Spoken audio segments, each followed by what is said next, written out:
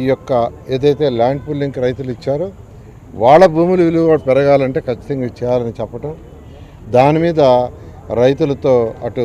MLA Shravan గారు అదేవిధంగా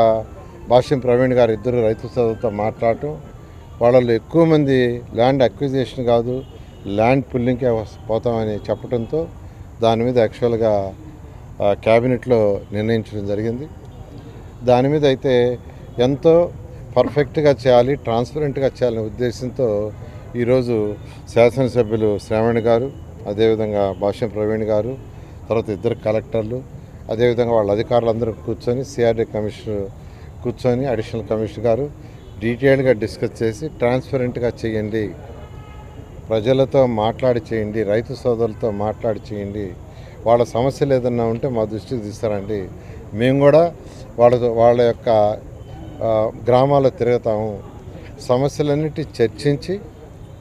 మా లెవెల్లో చేయగలిగినైతే మేము చేస్తాం, లేదంటే మళ్ళీ ముఖ్యమంత్రి గారి దృష్టికి తీసుకుపోయి వారి యొక్క అనుమతితో అథారిటీలో ఫైనలైజ్ చేస్తామని ఈరోజు డిస్కస్ చేయడం జరిగింది. అదేవిధంగా మంచి ఆఫీసర్లని, అనుభవం ఉన్న ఆఫీసర్లు, మంచి ఆఫీసర్లు అంటే అనుభవం ఉన్న ఆఫీసర్లను అపాయింట్ చేయమని వారికి ఒక దిశానిర్దేశం జరిగింది.